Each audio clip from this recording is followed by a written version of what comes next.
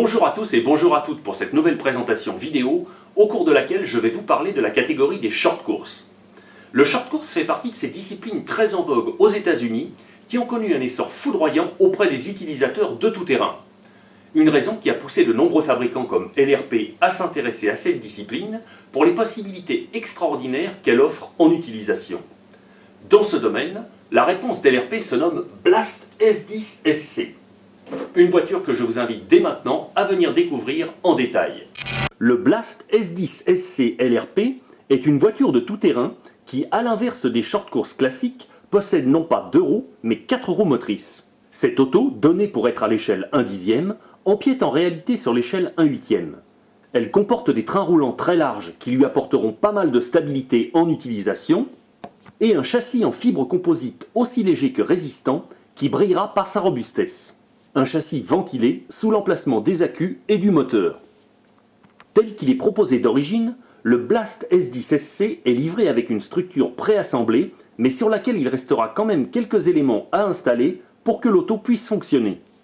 La boîte contient à cet effet un variateur électronique à mettre en place sur le châssis, ainsi qu'un pack d'accus de 7V2 à placer sur ce dernier avant d'avoir été préalablement chargé à l'aide du chargeur fourni.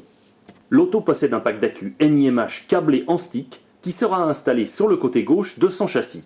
Son compartiment a également été prévu pour recevoir un accu LiPo 2S de 2 éléments en 7V4 qui donnera davantage de punch aux performances moteurs. Seule précaution à prendre dans ce cas, s'équiper d'un cordon adaptateur qui vous permettra de faire la liaison entre la prise DIN et celle de type Tamiya. Un cordon disponible dans la gamme G-Force, commercialisée par Avio et Tiger. Côté mécanique, celle du Blast S10 SC est dotée d'un train avant très performant qui reçoit en complément un énorme pare-choc de protection pour protéger les tiges de suspension. Le train avant reçoit également un support amortisseur de 7 mm d'épaisseur comportant 3 positions pour ajuster l'inclinaison de ces derniers, ainsi que des cardans de transmission de type CVD du même type que ceux qui équipent les voitures de compétition. Les 4 amortisseurs de l'auto se trouvent bien entendu au cœur des performances de ce tout-terrain. Le Blast S10 SC recevant à l'occasion ce qui se fait de mieux à l'heure actuelle pour le loisir. Autrement dit, des modèles à gros volume équipés de bouchons en aluminium. Leurs corps filetés en fibre composite vous permettront de trouver rapidement les bons réglages de garde au sol grâce à leurs molettes réglables. En supplément, le train avant du Blast S10 SC reçoit en série des pas inversés pour régler le pincement des roues, puis le carrossage de ces dernières. À l'arrière, la transmission du véhicule comporte des cardans droits en acier à boule goupillée, des tirants réglables sur rotule montés sur pas inversés pour régler le carrossage, ainsi qu'une barre anti-roulis réglable pour bien gérer les mouvements de caisse. Également d'actualité sur toute l'auto, des fixations fiables au niveau des bras de suspension qui s'effectuent au travers d'axes filetés et d'écrous nil-stop. La propulsion de ce 4x4 a sinon été confiée à un moteur électrique LRP à charbon serti qui ne réclamera aucun entretien. Pour optimiser son rendement, celui-ci comporte 2 ouïes d'aération bien visibles depuis sa cage externe. En sortie d'arbre, le moteur LRP est relié à une couronne de transmission en nylon injecté qui est entièrement protégée sous carter étanche. Montée sur palier aluminium, la transmission centrale reçoit encore un slipper réglable pouvant agir sur la motricité des roues selon les types de terrain où vous irez rouler.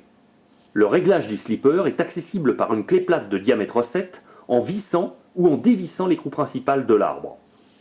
La partie dédiée à la radio nous place sinon en présence d'un servo installé en position couchée à la direction. Un servo de 4 kg de couple, surplombé d'un récepteur à quartz interchangeable. L'implantation générale de l'électronique embarquée sur le châssis, conférant une ergonomie simple et facilement accessible. Avant de rouler avec votre Blast S10 SC, vous aurez besoin de mettre en place le variateur fourni avec le véhicule. Pour ce faire, emparez-vous d'une première bandelette de scotch double face livrée à ses côtés, puis décollez l'un des 2 films protecteurs à l'aide d'un cutter et placez la bandelette sur le côté droit du variateur. Apposez ensuite l'interrupteur de mise sous tension du système. Réitérez ensuite l'opération avec la 2e bandelette de double face mise à votre disposition en posant d'abord l'une de ses faces adhésives au dos du variateur. Puis fixez le variateur fermement sur le châssis. Reliez ensuite le fil jaune du variateur au fil rouge du moteur, puis le fil bleu du variateur au fil jaune du moteur. Quand les deux fils auront été reliés, immobilisez-les sur la platine centrale de l'auto à l'aide des colliers fournis. Puis reliez entre elles les deux prises de liaison qui vont du variateur au pack d'accu.